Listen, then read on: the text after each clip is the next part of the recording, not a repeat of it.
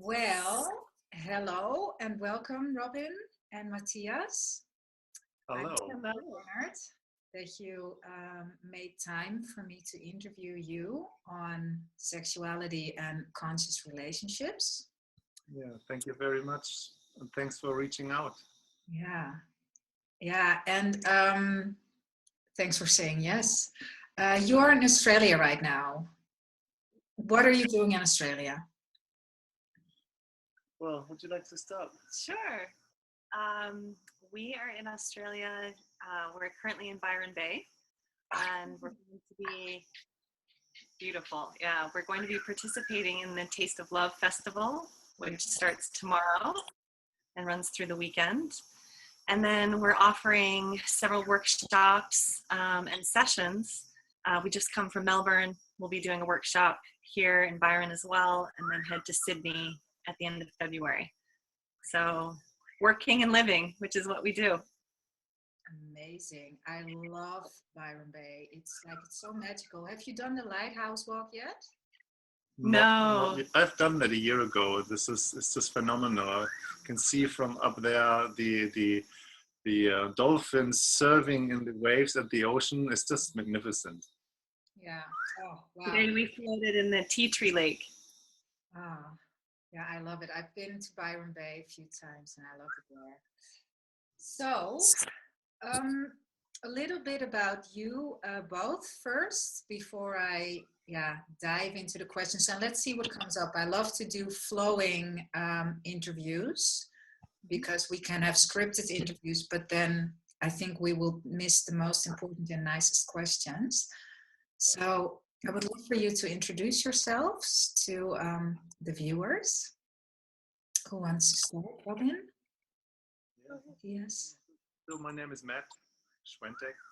Yeah. I'm originally from Germany, born in Hanover. I've been growing up in Berlin. My tantric path approximately 20 years ago started in a kind of accidental experience where I got suicidal, and I found myself back in a situation where the only two things were left: finding love and what is tantra to me.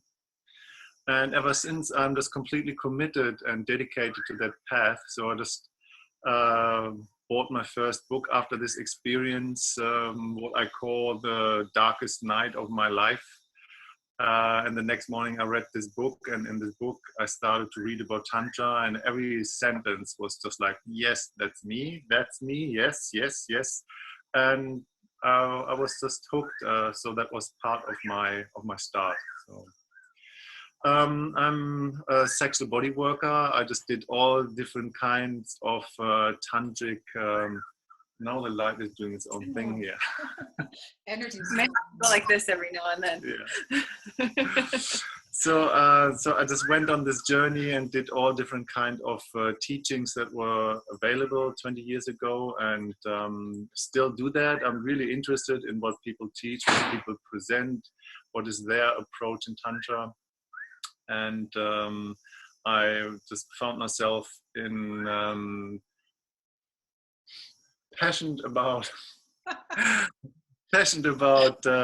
doing one-on-one session work and body work. So that's where my favorite work is, and I love to teach that to individuals, to people, to couple, to other body worker. And there's one specific modality in there that's kind of just a little bit annoying. Yeah. There's one specific modality in there, the wheel of consent, and this is what we bring together as a couple, as lovers. Yeah, I would love to dive more into that as we go into the interview. Thank you for the introduction on, and you had a pretty dark night of the soul. I think that's where we all start before we go into the amazingness we are. Thank you for sharing. And you, Robyn, I'm curious to hear. Yeah. So my name is Robyn Dalzen, and I was living a normal life. I was working in the environmental sector and focused on leadership development for much of my career. And my dark night of the soul came 5 years ago where I found myself completely burned out. My energy was just plummeting. I wasn't sure what was going on, and finally started going to the doctor, trying to discover what was happening. And I was diagnosed with thyroid cancer. And it really caused me to slow down. Physically, I was forced to slow down, but it also slowed me down emotionally, and brought me to a deep place of questioning, what is it I'm living for, and am I putting my energy into the things that really feed me, and how do I take care of myself first so that I can give from a place of abundance and overflowing.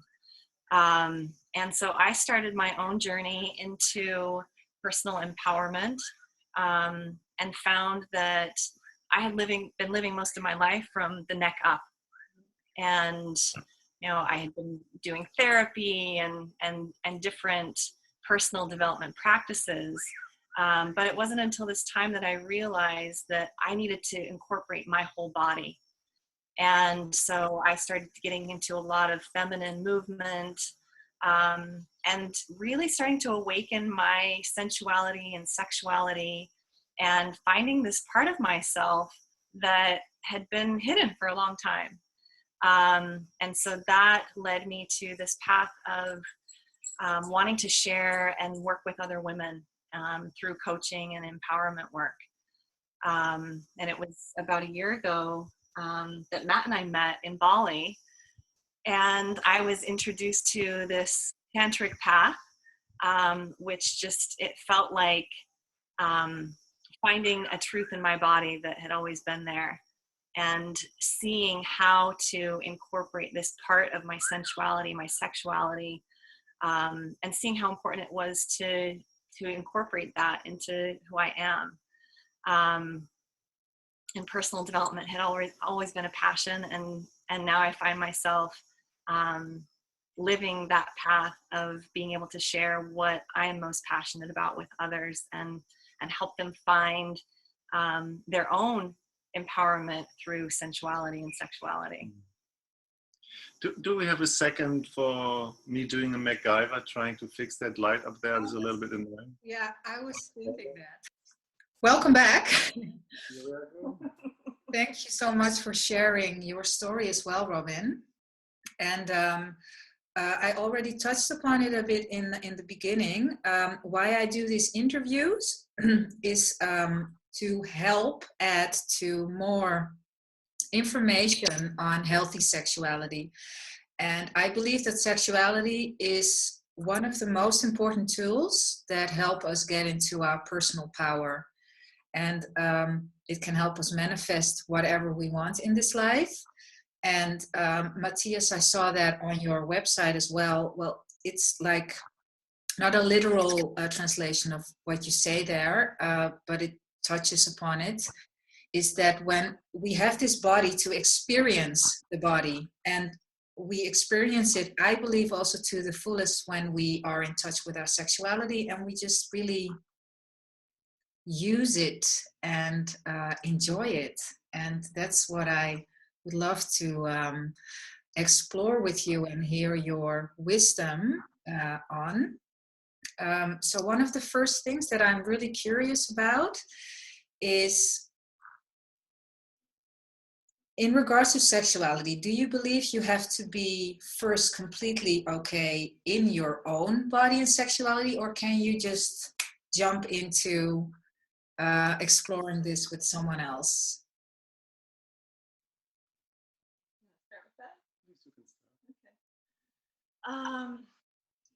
I would say it's both.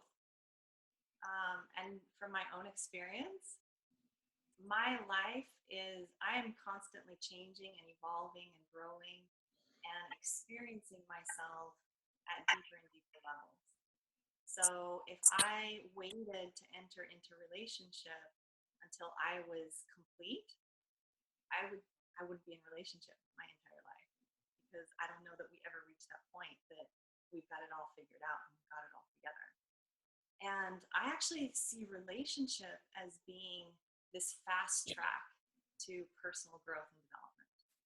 So the way that we relate, our relationship, our interest in being in relationship is about transformation. And so it's through the engagement with each other that we actually are able to see our patterns of behavior, to see the belief systems that become deeply ingrained in us. And through the relationship, we can heal that. So I think it's a matter of being whole and complete to the extent that we can, and then through relationship being able to see even deeper layers of who we are. Mm-hmm. The great thing is just like that the way of different perception is creating a diversity of different points of views and learning it from different angles. And the way how I would describe that is that, you know, when we are born or in the core of our existence, we are complete already. There's nothing we just have to put on top, or we have to learn about something. Mainly we have to unlearn that what we're not, and we have to just like kind of getting that out of the way that is kind of conditioned or has been put it on top of that what we think we are, or what we think how we should be.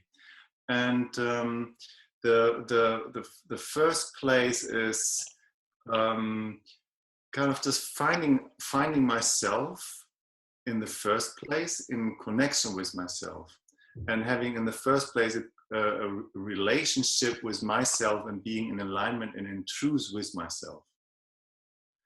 And from there, the way how I relate with my partner or with the person I share that journey with is pretty much a connection of how we evolve from where we meet. So that means with our conditioning, when we're having cleared our own stuff, the conditionings and the so-called shadows and the different imprints, they come up. Definitely. Whether we want them to or not. We want them or not. And that's where the challenge is and where the beauty is. We can only clear ourselves to a certain degree, but our personality and our defense mechanism and our imprints of relating shows up in different ways with different people. Yeah. And we can be clear with ourselves when we're sitting in a cave for the rest of our life, or if we're sitting in our room, or when we're just living a path of solidity with ourselves. But when somebody else comes into the realm, then it's a complete game changer. And with every new relating, there's a new way of stuff coming up, and that's just beautiful. And we're learning just more about ourselves. Yeah, that's how I see it too. Thank you so much for your answer. At the moment, I'm dating someone who is mind-blowing, and it's amazing also to see what comes up for me and to feel this struggle inside me, like, no, I don't want to go there. No, I don't want to say this. And my ego playing up, and then think, okay, F it. I'm going to say it anyway. If he runs, fine. I want to stay true to myself. I have a feeling, I don't know, I'm assuming, I have a feeling that both of you are further on the path that I am. I've just started on this conscious relating to myself and to others. How do you feel when it comes up? Like, okay, there's something coming up now. Where do you sense that in your body? Something that's coming up that you need to share in order to keep the energies clear between you.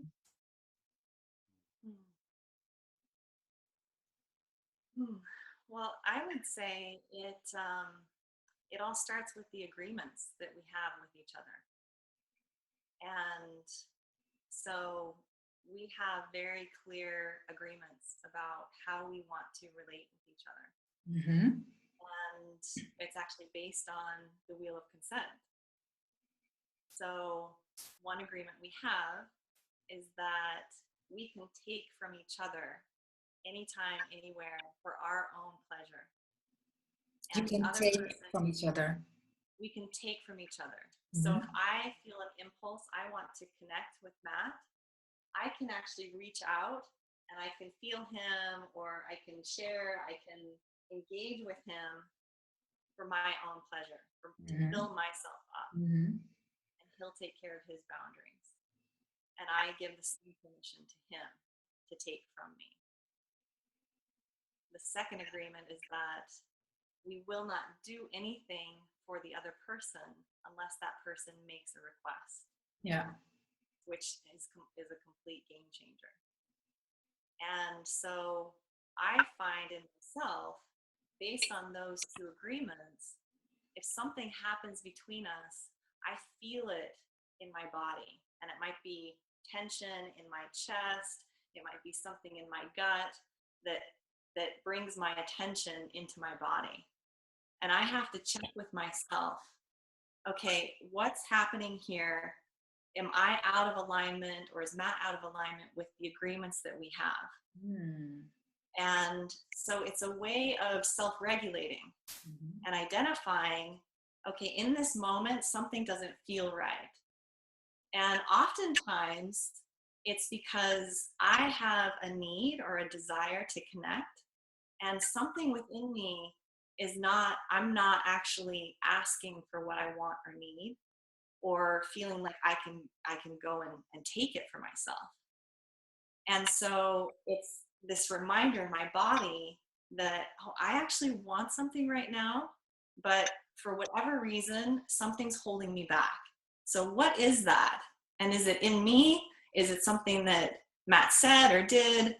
And how do we address that? And so a lot of times it's outing myself and recognizing, oh, there's something going on within me, and I need to come back into alignment with myself. Yeah, there's something special about this dynamic of, we might have more time to go into the wheel of consent in this specific dynamic of taking, and taking is defined there by doing and receiving. Yeah, so that's the first place of human engagement. So where we're going in action and doing something for ourselves. And we have this holistic agreement with each other that we're just having this permission where we're keeping our boundaries, as Robyn just described in there. So important in there is that we are responsible for our action in there and for our own way of how do we reach out. So when we reach out in their own way, in our self-responsibility for pleasure and for our turn on, then we learn literally as well to taking care of somebody else's boundaries. Because when they coming up, then we would be unhealthy, selfish if we would just continue our action in there. So in this specific dynamic, it's a neurological state when we just bring that down to the nervous system. And this neurological state of doing and receiving has a specific quality that starts to develop and evolve in a very precious, beautiful, deep way. And it creates a dynamic of integrity. And this dynamic of integrity, this is something that is based on this agreement, is what I would call an alignment of thought, words, and actions. Yeah. So as long I'm in alignment with my thoughts, with my words, and with my actions, and whatever is coming up between us, we can just like completely bring that back. So what's going on in this action that I'm doing? And if Robyn has to process something, I can just totally sit there and just let her completely do wherever she just needs to go in there. Important is that we own what we feel. Not like you are responsible, you make me feel that. That's a dead end road. Just like, no, this has happened and I feel like that. And we might have to just like revisit our agreement in there, because that's not working for me if it's the case. I love the responsibility part, because we are super responsible for everything we do ourselves, and also for what we need, and open up and speak up about it, because well, I think we are being, women are mostly the ones that expect men to read minds. Maybe it's the other way around too, but I have a feeling it's more part of the women, so that we're completely responsible for what do you need and open up about it. So yeah, nice.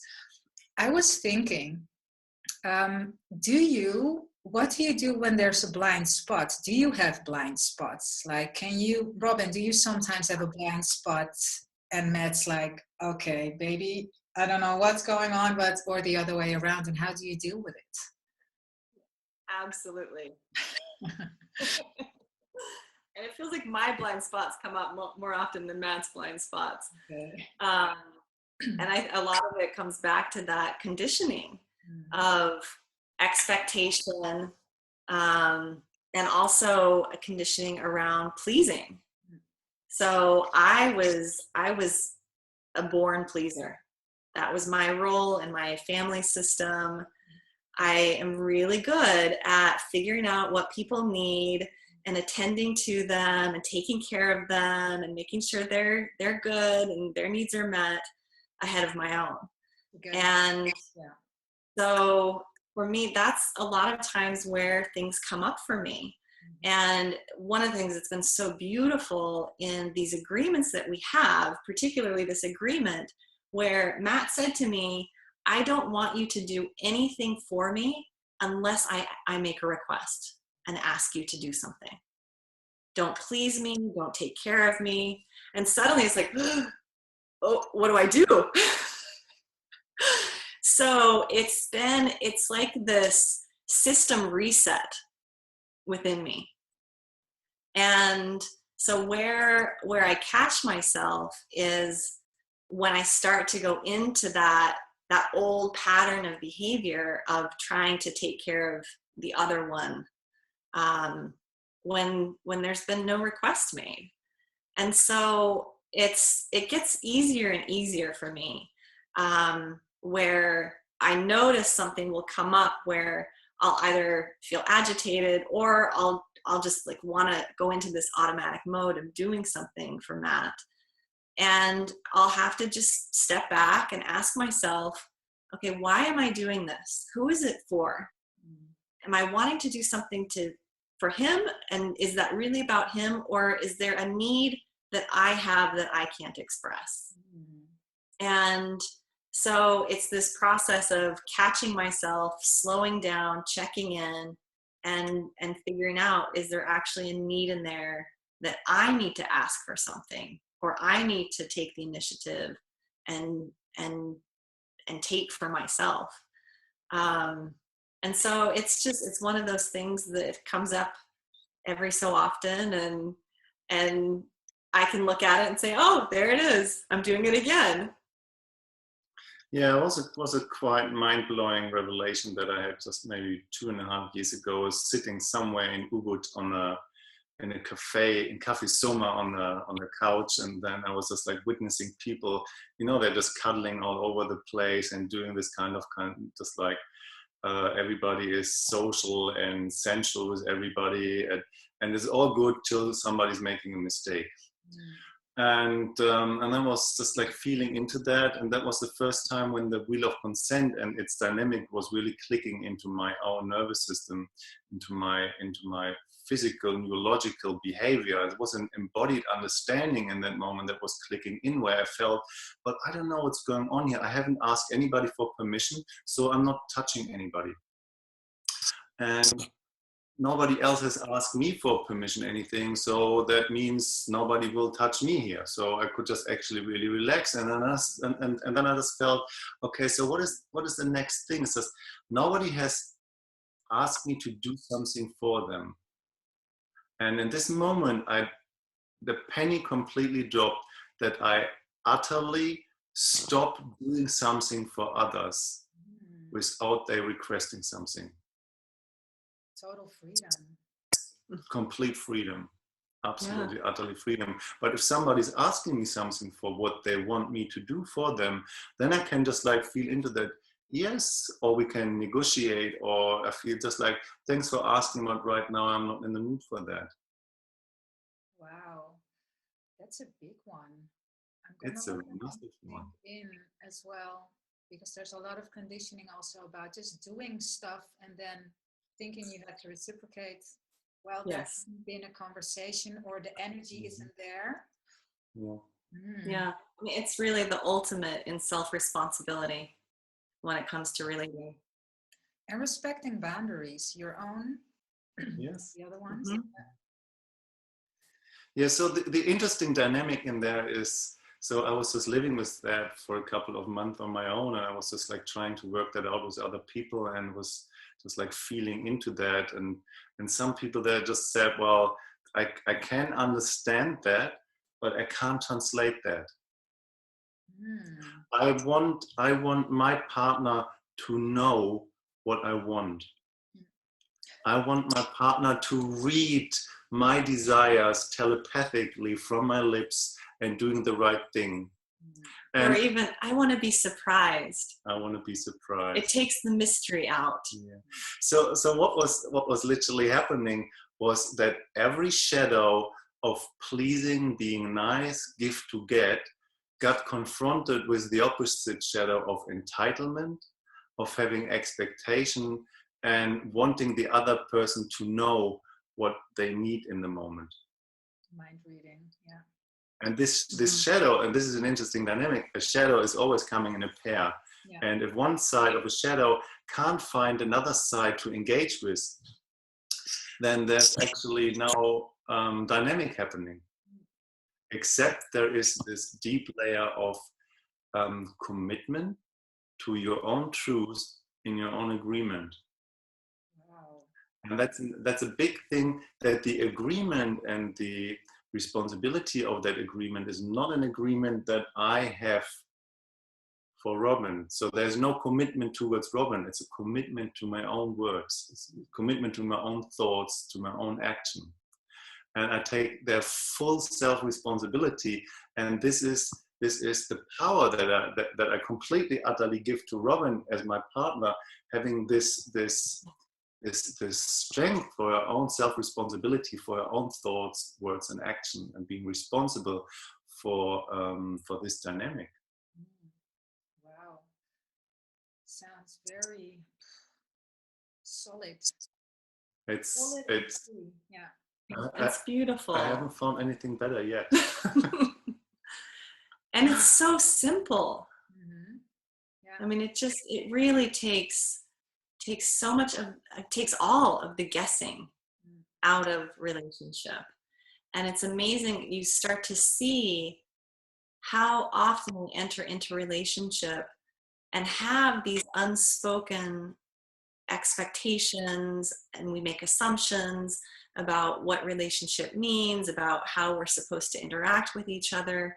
And before you know it, it starts to build up the resentment, anger, unfulfilled expectations. And so suddenly it's like you're pulling the carpet out and just starting with this clean slate. Yeah. And it's so simple and easy. Yeah, what I've noticed now, this is new for me. So I've been conditioned, I think all of us, or most of us have been conditioned that you cannot speak up about what you feel because you might scare the other person away. That's actually what I did for a long time, not speak up. And I've been starting this summer, I've been through a roller coaster of emotions. And I was constantly mirroring back, okay, what is this saying? Where do I have clearing to do, work to do? And now it's like a 180. Now I'm really just opening up and being completely clear and not finding the ego tension of want, but just being clear. And there's still want and attraction, which is super new for me. For me, there was always want and attraction when things were unclear, when things were, and this is such a gift. What I wanted to what I see, like I see this spark between you and, well, you've known each other for a year, I think for eons. I believe in that stuff. I believe in twin flames and twin relationships. Okay, there are a few things in one. Let's see if I can get it into one question. How is this relationship for both of you, like being in the dynamic in which you are, because every dynamic is different? How is this amazing spark that I see, how do you experience it in comparison maybe to previous relationships?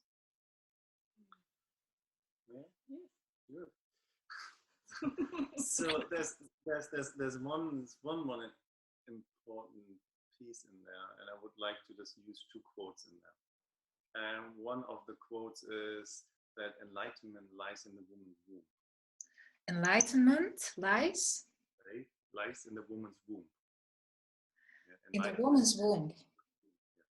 Yeah, the sound is dropping off sometimes. It's getting louder, and just now it got softer. Can you say it one more time?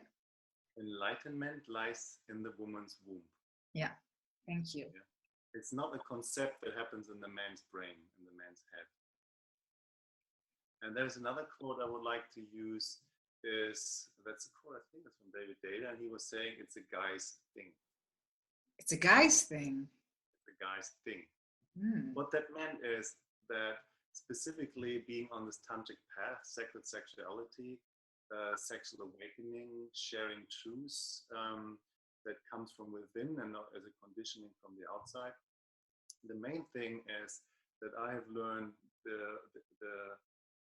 on my path is that I was conditioned from the beginning on in a reproductive addictive pattern. So most of us guys, we're living like reproductive animals. You know, we have a completely reproduction addiction. Mm-hmm. So we are hunting the gratification, and we're hunting the pleasure of orgasm and satisfaction in that.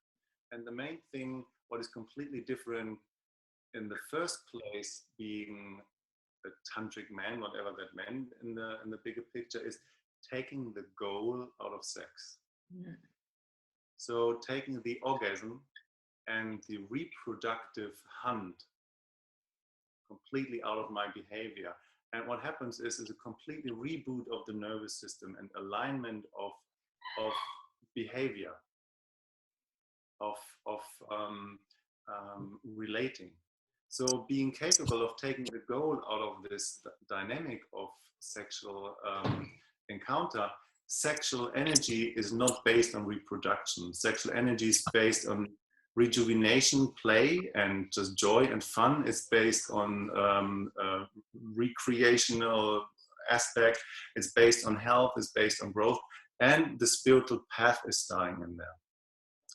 And by taking the goal out of sex, I literally learned that step by step, like a reprogramming of my own nervous system, of my own cellular system, that sexuality and sensuality are complete two different things. And that sensual connection need to be there without the approach of sexuality. And sexuality needs to be there without the goal and the agenda of the goal. They are complete different things. And when we engaging as lovers, and that's the core of our sexual engagement, is, sorry, we're using the room for an interview.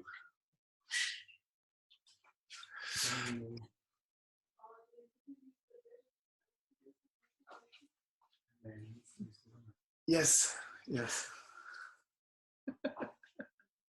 Okay. So taking the goal out of sex means that the encounter for us as sexual beings is not about bringing something to an end and bringing it behind us. It becomes a spiritual path of connection, where everything else related to the wheel and of connection, so the wheel of consent and connection and how do we have our agreements, is just like the peripheral ripple effect that is based on that truth. Yeah, for me, what's different about this relationship and how we relate to each other from other relationships I've been in, it's completely different. And there's that part of self-responsibility is a huge aspect. For me, when I met Matt, the romantic dream died. And it was a hard and painful death. And it was also a gift to be able to let that go. And when I say the romantic dream, it was this idea that there's this man who will complete me, who will fulfill all of my needs, who will take care of me, sort of that happily ever after image that is so deeply ingrained in us as women in particular. And that was just, Matt made it very clear, I'm not that man. And so I was really confronted with that ideal.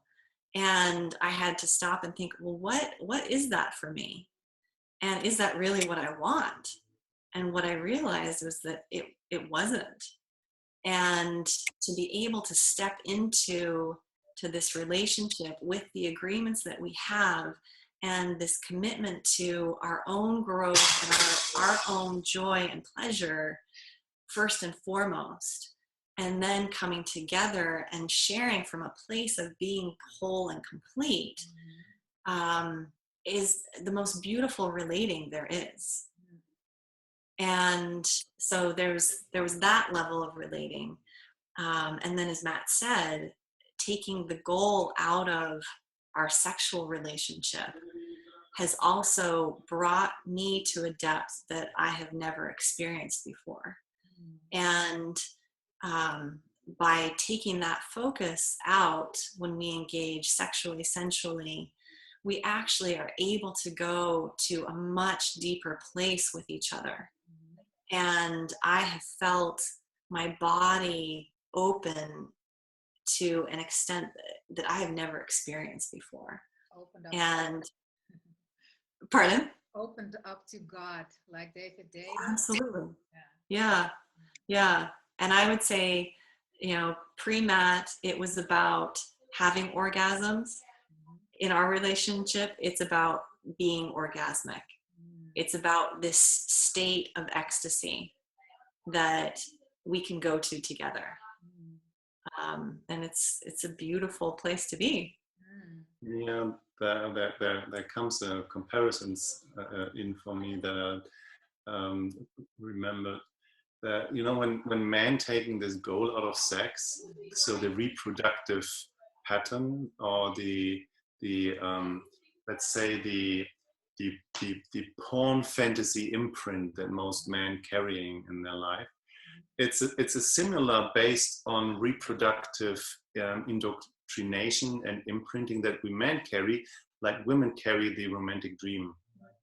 So what is the romantic dream for women, or the imprint, the conditioning of the romantic dream for women is based on reproduction, is for men the reproductive cycling of noveling, watching porn, wanking off. It's the same dynamic. When man can take that goal out, the romantic dream is getting scattered by itself, because the romantic dream has no power.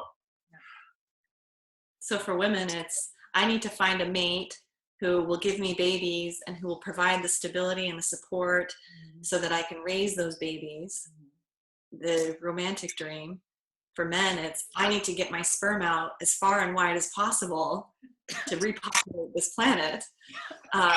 It's really going back to, it's the biology and evolution of our species at the very basic level. So we're bringing our life force energy, sexuality, from reproduction, from the imprint of reproduction, to this next level through being playful and being in connection and using it for help, to this spiritual path, where the oneness, unity consciousness is actually guiding us into this place of we are one with everything in the moment when we're making love. Mm-hmm. Yeah. Wow. So in order for both of you to stay whole, because I'm assuming here, so if the assumption is wrong, please correct me. You both come from a place of fullness, of wholeness. I can imagine that throughout the day, the week, the month, something happens when you feel, hey, I'm not completely filled up. And I want to get myself filled up first before I go into encounter with Robyn or before I go back into encounter with Matt. What practices do you have for yourselves to make sure you stay filled up or get filled up again when you feel you have been leaking? Well, I can't really say that I'm leaking.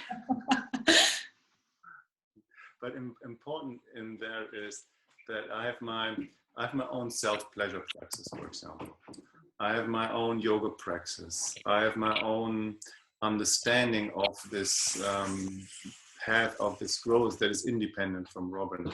And yeah, I call that my own path of purification in there, and my path in there is literally being in alignment. What is my own connection to life? What is my own desire? What is my own growth? What is my own interests in life? And that's independent from that what we share together. So for me, and Matt and I have been, we're global nomads, so we don't have a home. Our home is wherever we are, but we're on the road all the time.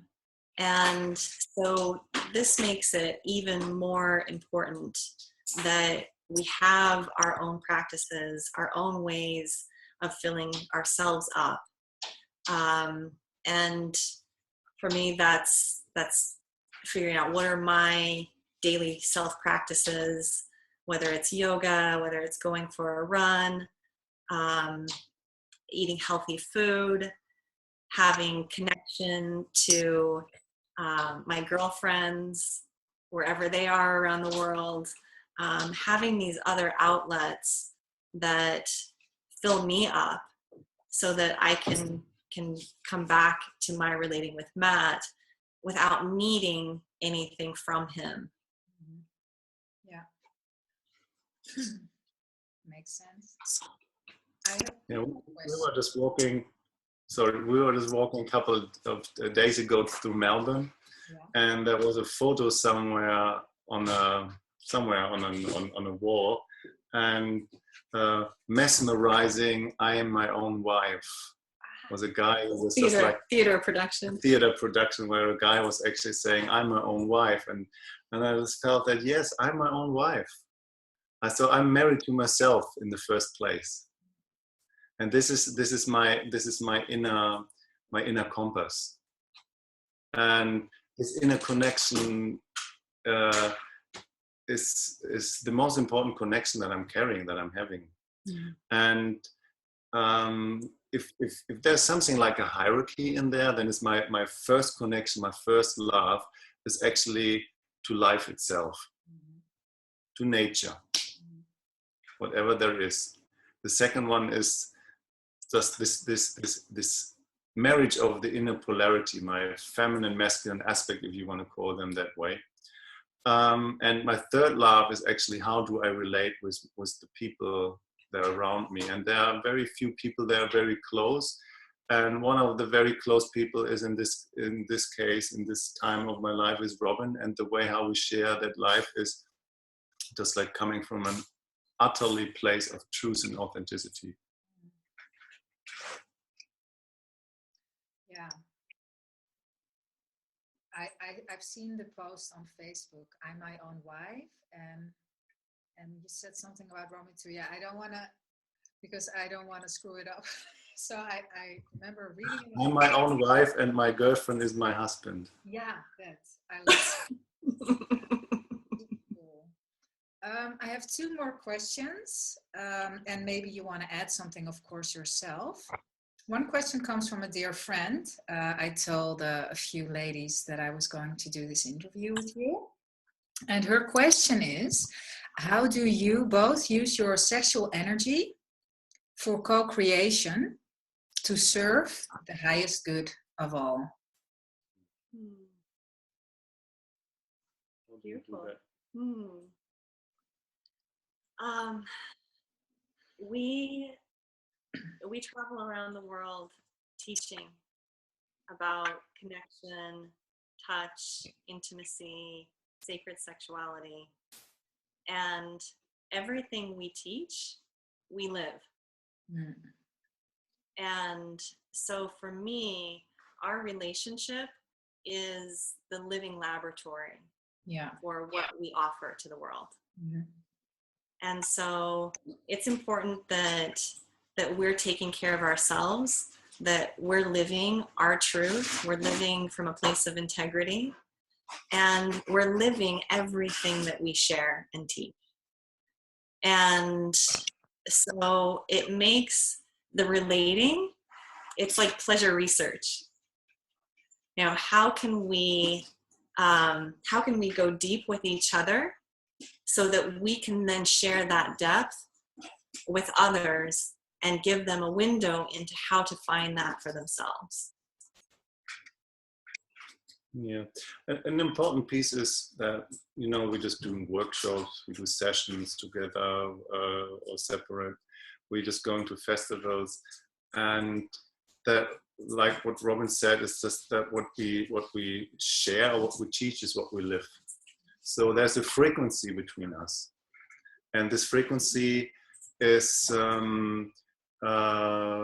resonating. There's a resonance in people. They feeling that as a frequency, that there's something real in there without us doing anything. And in this reality, people start to ask questions and see that there is something they can relay on a deeper level with. So something is related to their first connection to their own soul, to their purpose, wherever they are in life. And you know, we are traveling through so many cities and countries in the world, and even if there's just like one person just affected by our relating and by our living, and they're creating a higher vibration in their life, we're making the world a better place already. And I mean, there are hundreds of people around the world. That is our purpose. They're feeling empowered to themselves. So we're not creating a cult or a leadership or a followership. So our purpose is that people finding themselves, and if they need something, they can feel free to reach out anytime. But we're not creating this old paradigm of a hierarchy of a followership, that we are all brothers and sisters, except we're choosing consciously in form of sexuality to go somebody as a lover. And this is where our truth is coming in the first place, is that sexual engagement with other people as brothers and sisters is healthy, but stop relating with brothers as sisters and avoiding the truth that we most of the time jumping too early in a lover relationship before we're really ready for it. So, like Robyn said, we live what we teach what we live, and it's a frequency and that's a resonance. And if there's just only one person on our journey in the last year, positive, inspired, we have made the world a better place already. Yeah, wow. It kind of ties in with my last question, and then I would love to hear if you want to share something that we need to know. It kind of ties in, but perhaps you have something bigger even. If you had a magic wand, a Zauberstab, ist das auf Deutsch oder nicht? Ja. Then with regards to sexuality and planet Earth, what will happen in the near future?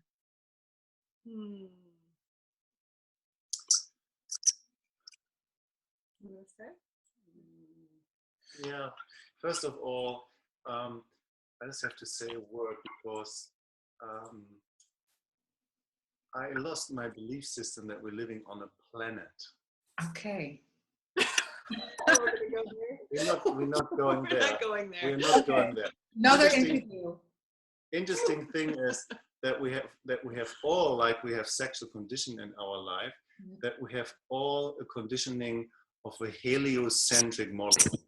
Heliocentric model is that there is something in the center who is telling us what is right, and everything else is circling around that. And that has left my consciousness a year ago. So I think we're living on a so-called geocentric place. That means that the Earth is the center of the universe. None of us will ever go into space and leave that place. So we can actually finally come back into our body. We can finally come back into this body and recognizing that the Earth is our body.